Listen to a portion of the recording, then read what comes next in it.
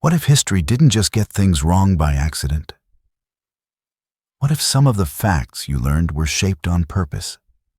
Trimmed, polished, exaggerated, or outright invented? Not because the truth was impossible to find, but because it was inconvenient, unimpressive, or didn't sell very well. Think about it. History isn't written by neutral observers. It's written by survivors, by winners, and sometimes by people with exceptional storytelling instincts and very good marketing skills. Tonight isn't about nitpicking details or flexing trivia knowledge. This is about something deeper. It's about why certain lies survive for centuries while the truth quietly disappears.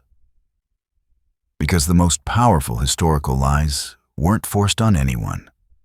They were welcomed. Let's start with one almost everyone has heard at least once in their life.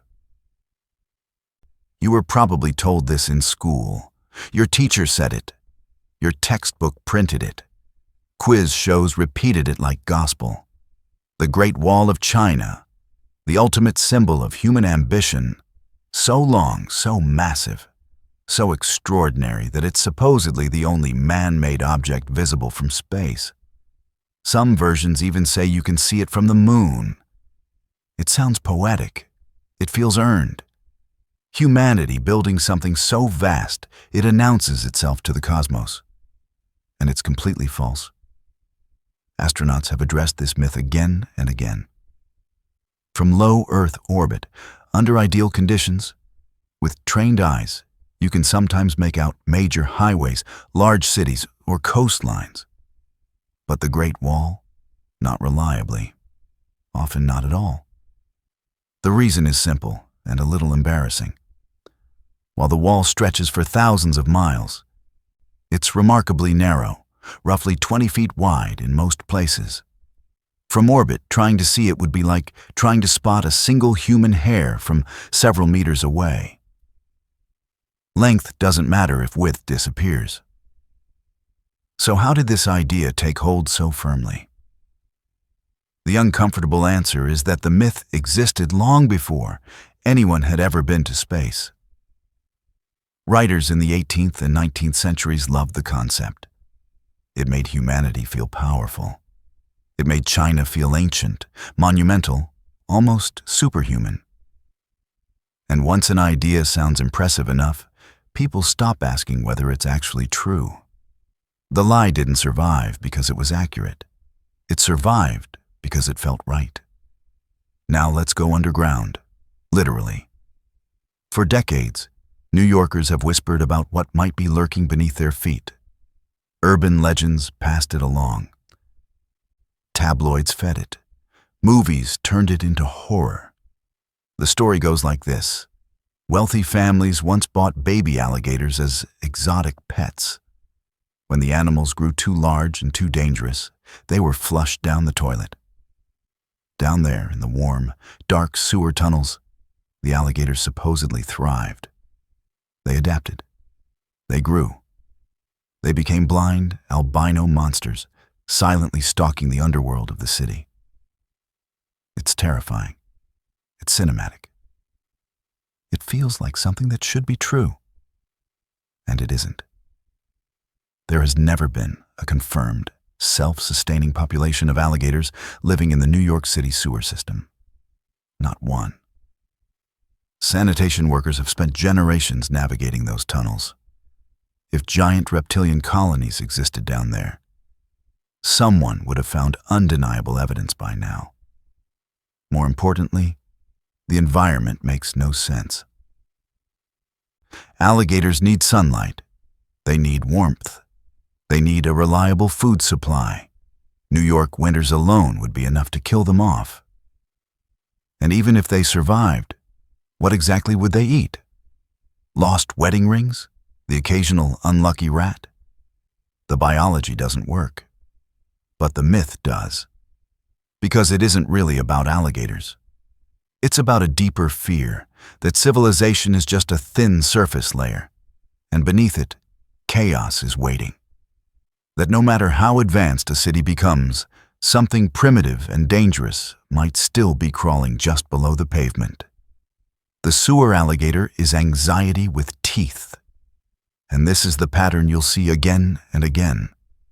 Beautiful lies, comforting lies, entertaining lies, stories that explain the world in a way that feels emotionally satisfying, even if it's completely wrong. And we're only getting started. Because next, we're tearing into a so-called secret society that millions of people still believe controls the entire planet, despite the fact that, in reality, it failed so badly it barely survived a single decade. Few ideas have proven as resilient as the belief in a hidden hand controlling the world. A secret council, ancient symbols, an all-seeing eye staring back from currency, architecture, and shadows. According to the myth, the Illuminati sits above governments, above economies, above wars, quietly pulling strings while the rest of humanity plays along, unaware. The truth is almost funny. The Bavarian Illuminati did exist, and it was anything but powerful. Founded in 1776, it wasn't a cabal of global elites. It was a small group of Enlightenment-era intellectuals who wanted to promote reason, secularism, and skepticism of religious authority. Their meetings were less world domination and more philosophical debates over books and ideas. Think discussion group, not dark throne room. They never controlled a nation. They never infiltrated global institutions. They never reshaped the world. In fact, they barely survived 10 years. Local authorities shut them down, confiscated their papers, and scattered their members. The organization collapsed before it could accomplish anything remotely significant. The most feared secret society in history couldn't even keep itself alive. So how did a failed intellectual club become the villain behind every global crisis? Because people needed an explanation big enough to match their fear. Chaos feels easier to accept when someone, somewhere, is in control. A boring collapse doesn't satisfy that instinct. A hidden puppet master does. The Illuminati didn't gain power in life. They gained it in imagination. And imagination is far more durable than fact. Every March, another story comes alive. Green floods the streets, parades march forward, glasses are raised, and the legend of St. Patrick is retold once again, the holy man who drove all the snakes out of Ireland. It's framed as a miracle, a triumph of faith over evil, a righteous hero cleansing the land. There's just one small issue. There were never any snakes in Ireland. After the last ice age, Ireland became geographically isolated long before snakes could migrate there. No fossil evidence, no historical records, no biological trace. The reptiles simply never existed on the island. So what were the snakes? Beliefs. The story is metaphor turned legend. The snakes symbolized pagan religions and older spiritual traditions that Patrick worked to replace with Christianity. What began as a symbolic narrative hardened into a literal miracle over time. By turning cultural change into a monster-slaying tale, the message became unforgettable. Theology became folklore. Conversion became conquest. Patrick didn't banish reptiles. He replaced ideas. And the metaphor worked so well that centuries later, people stopped hearing it as a metaphor at all. Now pour yourself a drink, preferably green. For more than a century, absinthe carried a reputation unlike any other alcohol. Known as the Green Fairy, it was blamed for madness, hallucinations, violent behavior, and artistic insanity. Painters saw visions.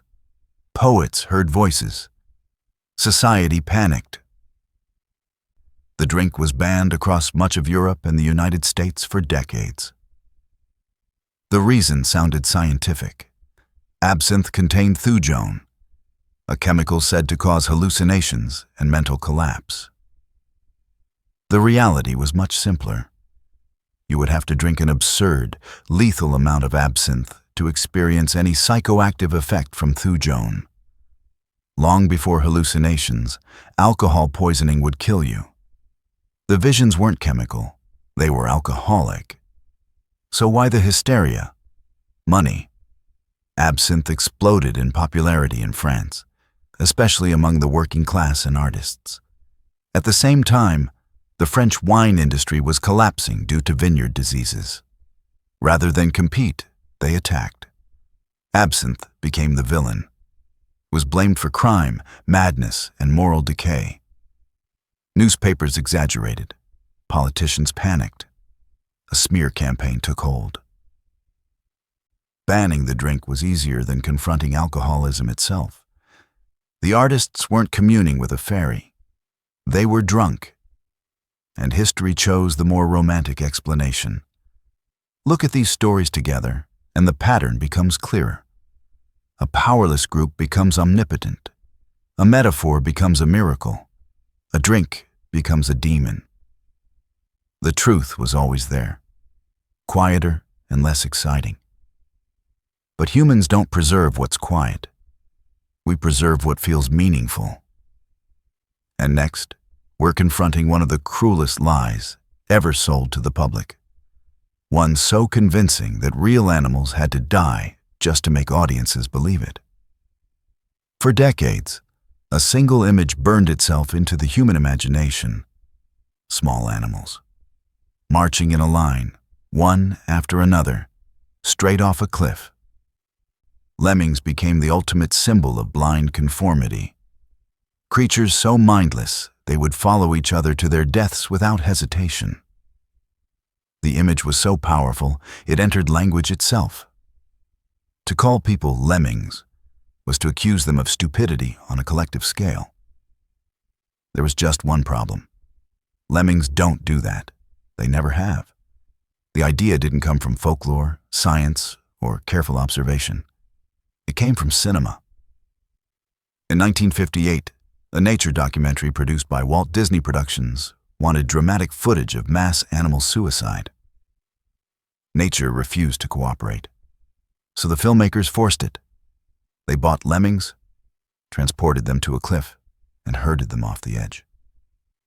Real animals died to fabricate a behavior that never existed. The film won an Academy Award. The lie became fact, and generations grew up believing it. Not because it was true, but because it was filmed.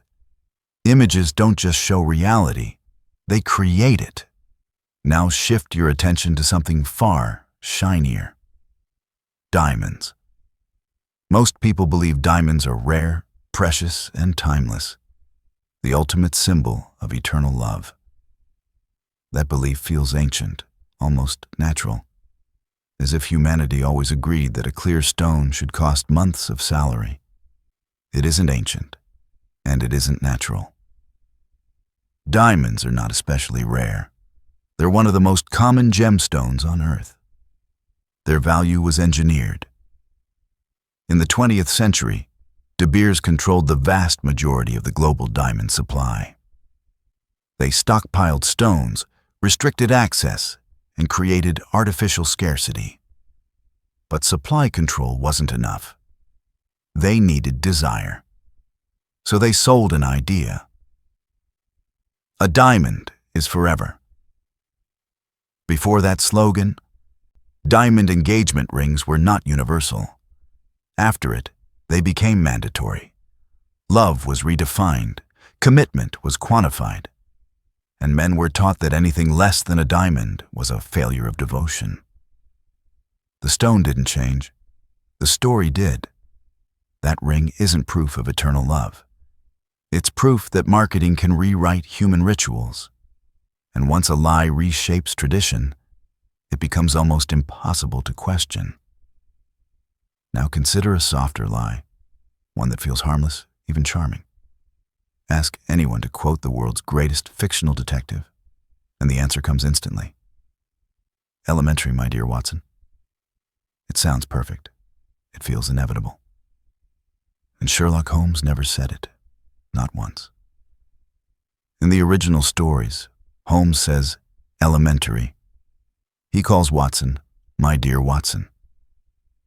But the iconic phrase never appears. It was invented later, by stage plays and early films, and repeated so often that it overwrote the source material itself. The line became more real than the text.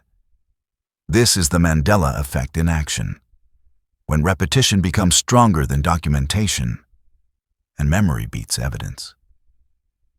Even people who have read the original stories often insist the line is there, because it feels like it should be. That's the common thread running through all of this.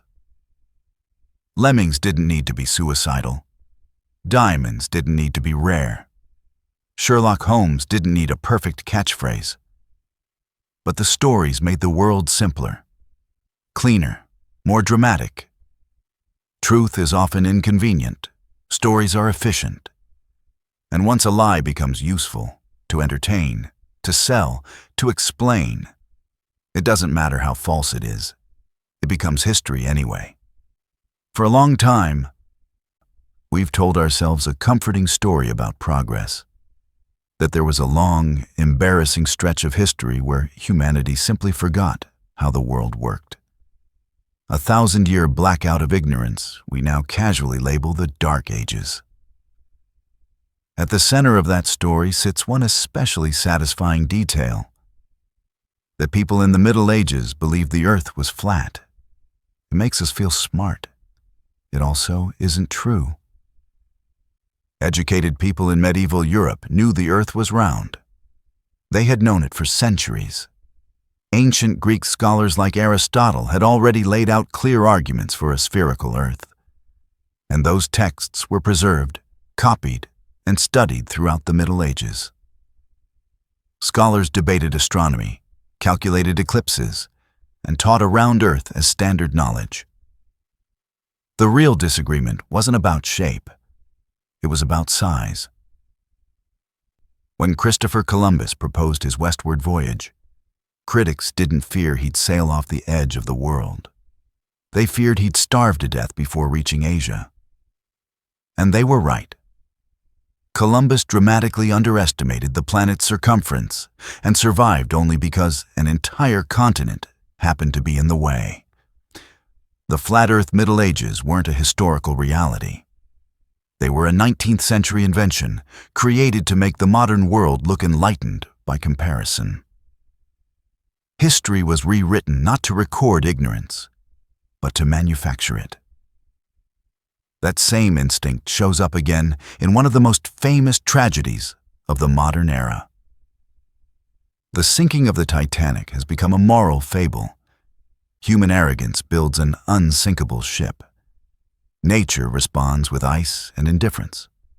Pride goes down with the hull. It's a perfect story. And it's slightly wrong. The company behind the ship, the White Star Line, never officially claimed the Titanic was unsinkable. Their language was careful, cautious, and lawyer-approved. They called it practically unsinkable. That single word mattered. After the disaster, newspapers quietly removed it. Practically unsinkable doesn't sting. Unsinkable ship sinks, sells papers instantly. The myth spread because it sharpened the tragedy, turning a complex chain of failures into a clean lesson about hubris. The Titanic didn't need to be arrogant to sink. But arrogance made the story unforgettable. Now turn to one of the most distorted figures in all of ancient history. When people picture Cleopatra's seventh Philopator, they usually see a stunning Egyptian queen, an exotic beauty who seduced powerful Roman men with nothing but her looks. Almost every part of that image is wrong. Cleopatra wasn't Egyptian. She was Greek, a member of the Ptolemaic dynasty that had ruled Egypt since the time of Alexander the Great. And surviving evidence suggests she wasn't a conventional beauty at all.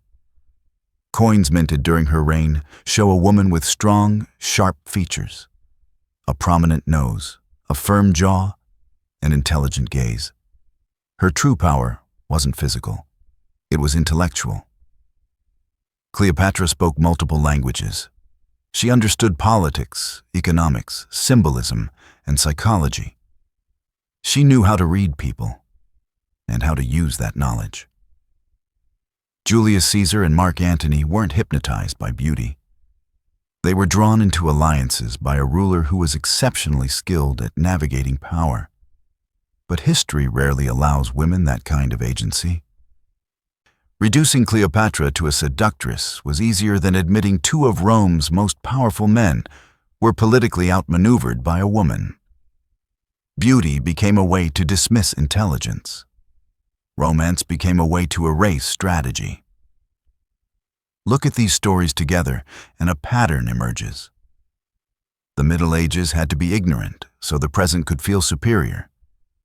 The Titanic had to be arrogant, so tragedy could feel meaningful. Cleopatra had to be beautiful, so her mind could be ignored. History doesn't just record what happened. It edits reputations. And often, the edit tells us more about the storytellers than the past itself. There's a reason we love stories where genius arrives by accident. A man sits beneath a tree. An apple falls. In a single, almost comedic moment, the universe reveals its secrets. No years of struggle, no endless calculations. Just inspiration, delivered straight to the skull. That's how we're told Isaac Newton discovered gravity. And it's wrong. Newton did talk about an apple, but it never struck him. There was no dramatic impact, no sudden epiphany born from pain. According to Newton himself, he was simply observing an apple fall and asking a quiet question. Why does it always fall straight down? Why not sideways? Why not up? That question stayed with him. It led to years of thought, experiments, and dense mathematical work. Gravity wasn't discovered in a moment. It was constructed slowly, patiently, through attention and obsession. But patience doesn't make a good legend. A falling apple does. So history simplified genius into an accident, because accidents are easier to admire than discipline. Now shift your attention to something far darker.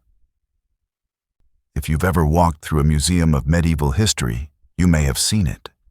A human-shaped coffin lined with iron spikes. The Iron Maiden. A device so cruel it seems designed more for nightmares than reality. According to popular belief, it was a favorite torture method of the Middle Ages, proof that the era was uniquely sadistic. There's just one problem. There is no evidence it was ever used. No medieval court records mention it. No contemporary chronicler describes it. No execution accounts include it. The Iron Maiden doesn't appear in history until the late 18th century, long after the medieval period had ended. Most historians now believe it was created as a macabre exhibition piece, designed to shock museum visitors and reinforce the idea that the Middle Ages were barbaric beyond comprehension. It was a prop, not a practice. The irony is that medieval societies didn't need to invent theatrical torture devices. They had plenty of real ones. But those were too mundane, too procedural, too real. The Iron Maiden was spectacular, so it survived. Not as history, but as a warning tale modern people used to feel morally superior to the past. And then there's the lie that didn't just rewrite history. It invented a person. Ask many Americans who invented baseball, and you'll hear the same confident answer. Abner Doubleday, a heroic Civil War general who supposedly sketched out the game in a small New York town, giving the nation its pure, homegrown pastime. It's a beautiful story. And it's completely fabricated. Doubleday never claimed to invent baseball. His personal writings are filled with military matters, not sports. The myth was created in 1907 by a special commission whose job was to prove that baseball was entirely American and not derived from the British game of rounders. They needed a name. They needed a hero. So they chose a famous dead man. Baseball, in reality, evolved gradually from older European games. It was messy, organic, influenced by culture and migration. That wasn't acceptable at the time. A national pastime needed a single moment of creation and a single inventor. So America didn't just invent a sport. It invented the inventor. Look closely at these three stories, and the pattern becomes impossible to ignore. Genius becomes accidental instead of earned. Cruelty becomes exaggerated instead of understood. Culture becomes purified instead of complicated. History keeps sanding down rough edges until the story fits comfortably in our hands. The truth is heavier than myth, so we replace it with something easier to carry. And with each replacement, the past becomes less real, but far more memorable. Some lies aren't born from ignorance or propaganda. They're born from taste, from the need to make things more appealing, more heroic, more satisfying than reality ever was. Take a look at a familiar takeout menu. Somewhere between orange chicken and fried rice, you'll almost always find it. General Tso's chicken. Crispy, sweet, spicy, drowning in sauce. It feels ancient, like a recipe passed down through centuries of Chinese history. It isn't. The dish didn't come from Imperial China. It didn't come from an old battlefield. It didn't even come from Asia. It was created in the 1970s, in New York City, by chefs adapting Chinese cooking to American expectations. Deep-fried, sweetened, intensified. The real Zuo Zongtang, the man whose name the dish carries, never ate anything like it. In fact, if you travel to Hunan province and ask for General Tso's chicken, you'll likely be met with confusion. The dish simply doesn't exist there. But it didn't need to. It felt authentic enough. Immigrant food survives by changing. Over time, the adapted version replaces the original, and the story adjusts itself to fit the plate. What begins as a compromise slowly hardens into tradition, and once enough people believe something is ancient, it becomes untouchable. Now shift from kitchens to battlefields. Few stories are as iconic as the Trojan horse, a massive wooden gift left outside the gates of Troy, hidden soldiers inside, a fatal mistake born of pride. It's one of the most brilliant military tricks ever told. It's also almost certainly not literal.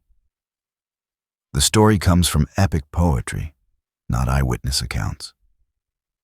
Most historians believe the horse was a metaphor. It may have referred to a siege engine, like a battering ram, that finally breached Troy's defenses. Others suggest it symbolized an earthquake, sent by Poseidon, who was closely associated with horses in Greek mythology. But poetry doesn't survive by being precise. It survives by being memorable. We tricked them with a giant wooden horse is a far better story than we broke their walls with machinery. So the metaphor became literal, and the literal truth disappeared beneath the myth. History didn't remember what worked.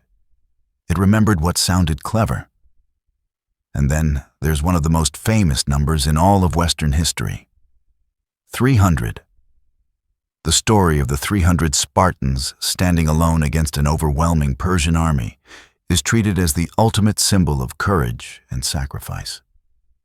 300 warriors, one narrow pass, a last stand that echoes through time.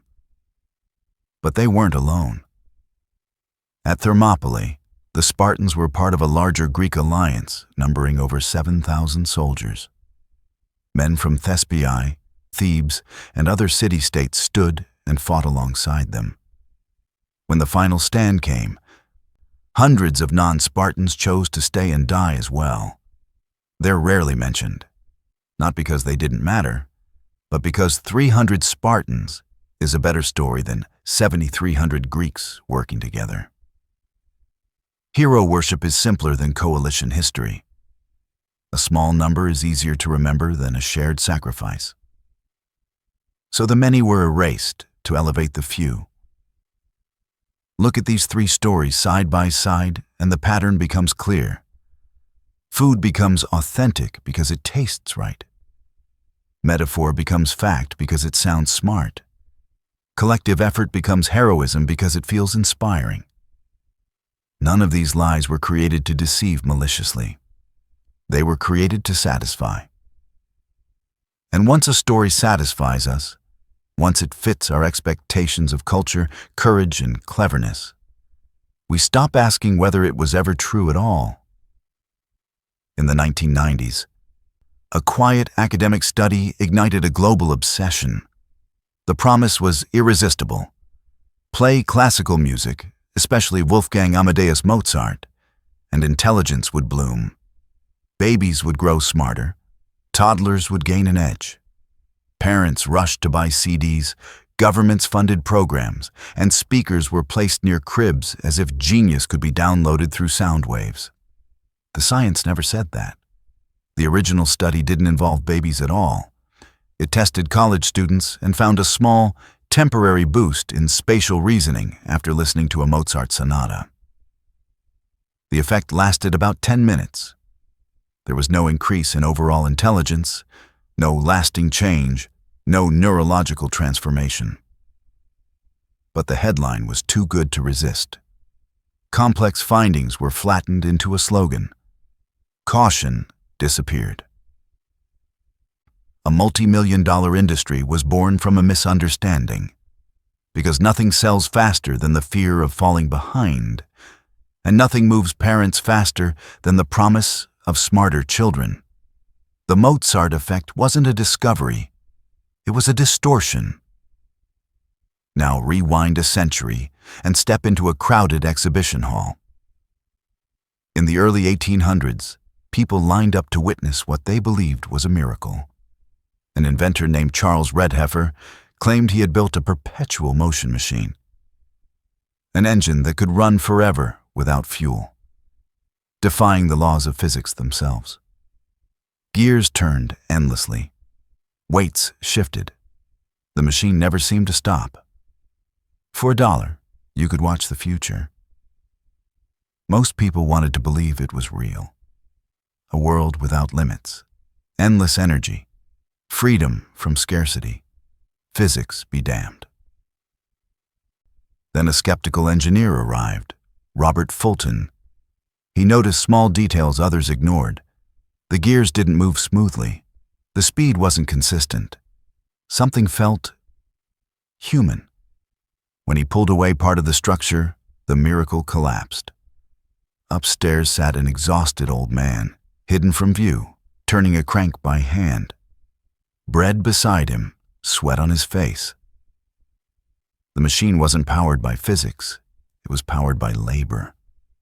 The crowd felt cheated, but also oddly impressed, because the desire for impossible solutions is deeply human.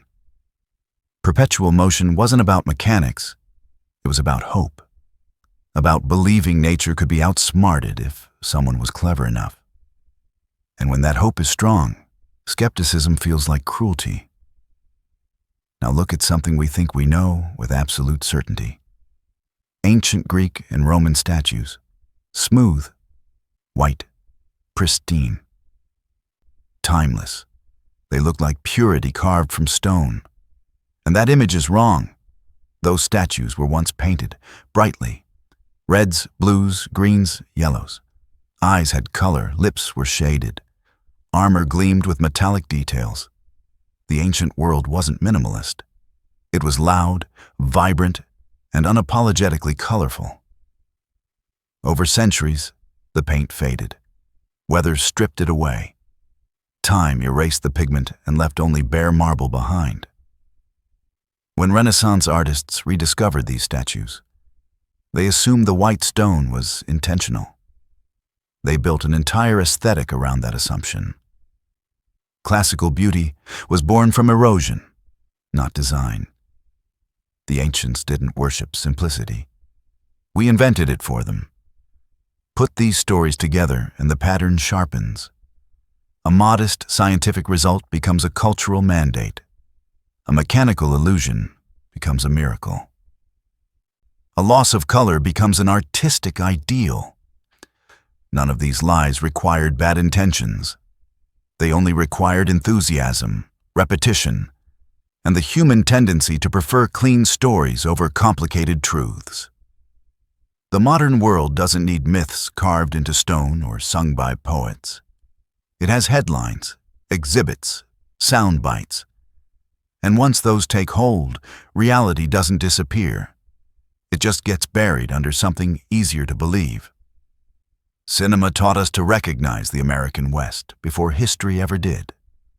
A dusty main street, two men standing apart, hands hovering near their holsters. A clock strikes noon. One clean moment of violence decides everything. It looks orderly, it looks honorable, and it almost never happened. The real Wild West was not a place of daily high-noon duels. Organized, face-to-face gunfights in the middle of town were extremely rare. Most frontier settlements actually enforced strict gun control. Visitors were often required to hand over their weapons to the sheriff when they arrived. Guns weren't symbols of freedom.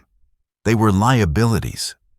Violence did exist, but it was chaotic and unglamorous. Drunken brawls in saloons, ambushes in alleys, personal vendettas that ended suddenly and without witnesses. Nothing about it resembled a choreographed duel. The myth survived because it made the frontier feel romantic instead of lawless. Dime novels needed heroes. Hollywood needed silhouettes against the sun. Reality, property disputes, cattle theft, and alcohol-fueled stupidity wasn't cinematic enough.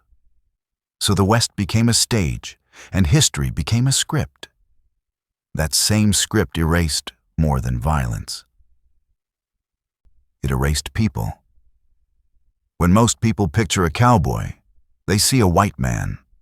Quiet, rugged, alone. Someone who looks suspiciously like a movie star. That image is fiction. Historians estimate that as many as 1 in 4 cowboys in the late 19th century American West were African American. Many were formerly enslaved men who possessed extraordinary skill with horses and cattle and sought autonomy on the frontier when few other options existed. And before there were American cowboys, there were Mexican vaqueros. The techniques of cattle herding, the clothing, the tools, the terminology. Much of it was borrowed directly from Mexican ranching culture. Even the word rodeo carries that legacy. The cowboy was never one thing. He was black, he was Mexican, he was indigenous, he was poor, he was mobile. Hollywood simplified him because complexity doesn't sell myths well. A multicultural workforce doesn't fit neatly into a lone gunslinger narrative. So casting rewrote history, and repetition made the rewrite permanent. Then there's one of the most enduring images of leadership failure ever created. As Rome burned, the Emperor Nero stood calmly, playing music while his city turned to ash. It's the perfect symbol of cruelty and indifference. It's also impossible. For one thing, the fiddle didn't exist yet. It wouldn't appear for another 1,000 years. If Nero played anything, it would have been a lyre, which lacks the same dramatic flair. More importantly, contemporary sources placed Nero miles away from Rome when the fire began. According to the historian Tacitus, Nero rushed back to the city and organized relief efforts. opening his own grounds to refugees and using personal funds to provide food and shelter. So why did the story survive? Because Nero had enemies. After his death, they wrote the version that lasted. A mad emperor watching his city burn was too powerful an image to let facts interfere. Cinema didn't just dramatize these stories. It trained us how to remember. The West became a duel instead of a system. Cowboys became white instead of diverse. An emperor became a monster instead of a ruler navigating crisis. When images repeat often enough, they stop feeling like interpretations and start feeling like memory. And once something feels like memory, questioning it feels almost unnatural. That's how history doesn't just change, it gets replaced. We like to imagine the past as dirty. It creates a comfortable distance between us and them. Running water separates modernity from ignorance. Soap becomes a symbol of progress. So the Middle Ages are painted as an era of constant filth. People caked in mud, nobles drowning themselves in perfume, an entire civilization that never learned how to bathe. That image is convenient and wrong. People in medieval Europe did bathe. Towns had public bathhouses, and bathing was often a social activity, inherited from Roman traditions that never fully disappeared. People washed their hands and faces regularly. They used soap made from animal fat and ash. Cleanliness mattered, even if it didn't look like modern hygiene. The myth of permanent medieval filth came later. During outbreaks of plague, bathhouses were closed because people believed warm water opened pores and allowed disease to enter the body. What began as a temporary medical precaution was later remembered as a cultural norm. The Middle Ages weren't sterile, but they weren't a biological nightmare either. Calling the past dirty has always been a way to feel clean in the present. The same distortion appears in one of the bleakest statistics we love to repeat. People only lived to 30. It sounds brutal. A world where adulthood barely begins before life ends. A civilization trapped in constant early death. The number is technically correct. The interpretation is not. Average life expectancy was dragged down by staggering infant mortality. Disease, malnutrition, and lack of medical knowledge meant many children never survived their first years. Those deaths weighed heavily on the average. But if someone survived childhood and reached their 20s, their chances of living into their 60s or 70s were surprisingly high. Medieval communities were not filled with elderly teenagers. They were filled with grandparents, assuming war, famine, or infection didn't intervene. The past wasn't short-lived. It was fragile at the beginning. Statistics don't lie, but they're perfectly capable of misleading when stripped of context. Now consider one of the most feared institutions in European history. Say the words Spanish Inquisition, and images appear instantly. Dark dungeons, endless torture, sadistic interrogators reveling in cruelty. The phrase itself has become shorthand for absolute brutality. The reality is more uncomfortable. The Spanish Inquisition was repressive, intolerant, and deeply controlling. But its reputation as the most vicious institution of its era was exaggerated, often deliberately. Protestant rivals like England and the Netherlands had strong political reasons to portray Catholic Spain as uniquely monstrous. This propaganda campaign, later known as the Black Legend, reshaped public memory. In practice, the Inquisition operated under a legal framework. Its own rules limited torture, required documentation, and demanded that a doctor be present during interrogations. Secular courts of the same period were often far more violent, using torture more freely and with fewer constraints. This doesn't make the Inquisition humane. It makes it typical. But typical oppression doesn't survive in memory the way pure horror does. So exaggeration took over, and the myth eclipsed the record. Look at these stories together, and the strategy becomes clear. The past is made dirtier, shorter, crueler, not because it was, but because it flatters the present. If those who came before us were ignorant, filthy, and vicious, then we must be enlightened by comparison. History isn't always rewritten to create heroes. Sometimes it's rewritten to create inferiors. And once that image takes hold, the truth rarely gets a chance to catch up. In 1922, the opening of Tutankhamun's tomb should have been a quiet triumph of archaeology. Instead, it became a global horror story. Almost immediately, newspapers began whispering about a curse. Anyone who disturbed the boy king's eternal rest, they claimed, would die mysteriously. When Lord Carnarvon, the expedition's financial backer, died a few months later from an infected mosquito bite, the myth exploded. Every death, no matter how distant or unrelated, was suddenly linked to ancient vengeance. Headlines connected dots that didn't exist. Fear did the rest. But when historians later examined the facts, the curse collapsed. The mortality rate of those involved in the excavation was completely normal for the era. The man most responsible for opening the tomb, Howard Carter, lived another 17 years. There was no curse. There was only journalism that understood one thing perfectly. Mystery sells better than truth. Ancient Egypt was exotic, unknowable, and profitable. A curse turned careful scholarship into a supernatural spectacle. Fear made history louder.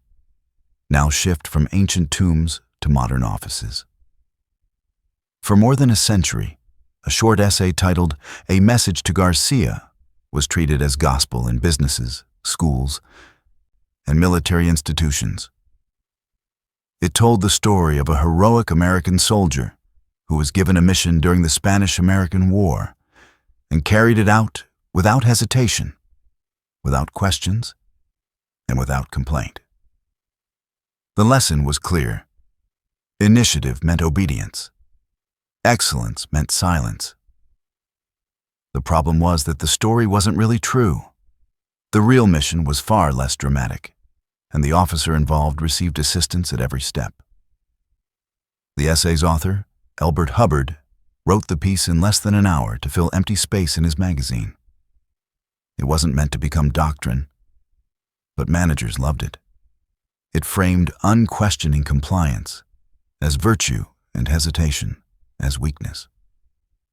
Over time, the essay stopped being read as opinion and started being treated as history. A rushed piece of corporate motivation hardened into a moral commandment.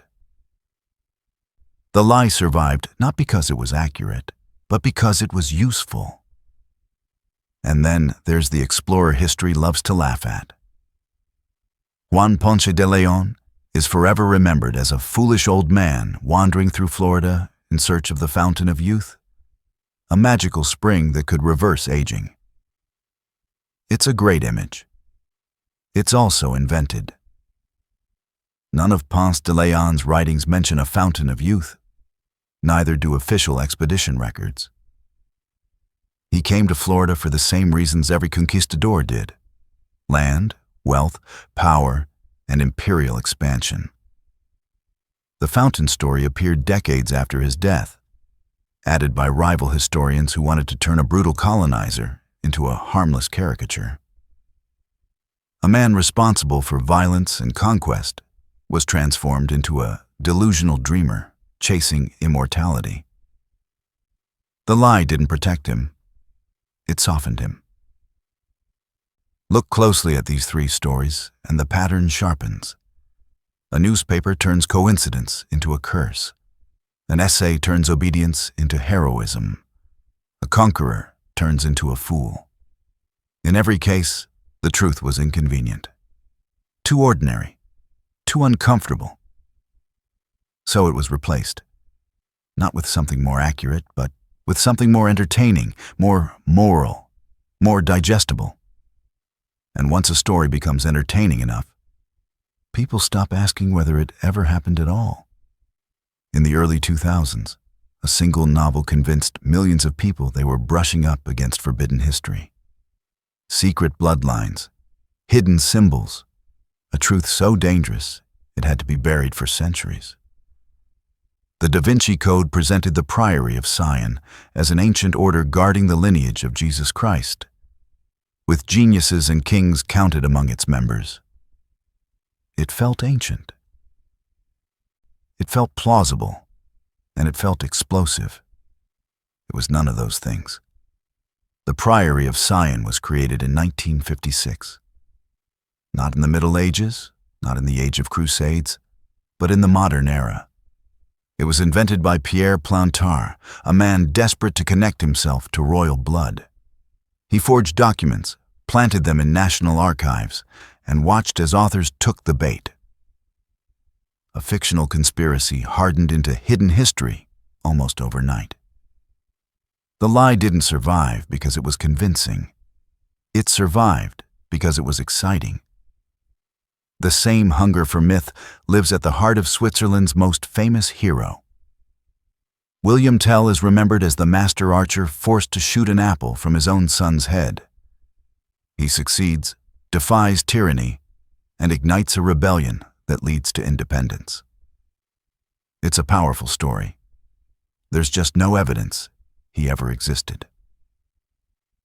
No contemporary records, no official documents, no archaeological trace. Versions of the same tale appear in older legends from other European cultures. The Swiss version wasn't history. It was identity. A people needed a face for their freedom, and folklore provided one. The story endured because nations, like individuals, need origins that feel heroic. Now move forward to the 20th century, to one of the most misunderstood images of war. World War II films often depict Japanese banzai charges as mindless suicide attacks, screaming soldiers rushing blindly into gunfire, driven by fanaticism alone. That image strips away reality. A banzai charge was not an opening tactic.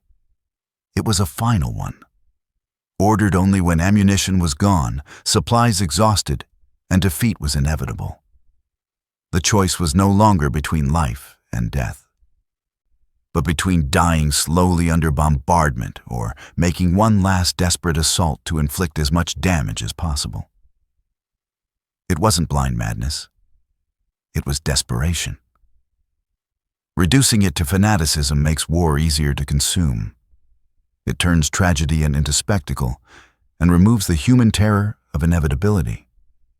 And finally, there's the duel, the perfect symbol of offended honor. Films show it beginning with a dramatic insult, then a glove thrown to the ground. A single gesture, and blood must follow. Reality was far less theatrical. By the 18th and 19th centuries, duels were wrapped in bureaucracy. Challenges were issued through formal letters, delivered by representatives known as seconds. These seconds negotiated, argued, and often tried to prevent the duel entirely. The duel itself was a failure of diplomacy, not a spontaneous act of rage. It was lethal etiquette. Look back at all of these stories together, and a single truth emerges. History doesn't survive because it's accurate. It survives because it's repeatable. We prefer secret orders to paperwork, heroes to committees, madness to desperation, drama to nuance. The most enduring lies in history weren't forced on humanity. They were chosen. So the real question isn't which of these stories were false. It's which ones we still want to believe. Even now, even knowing the truth.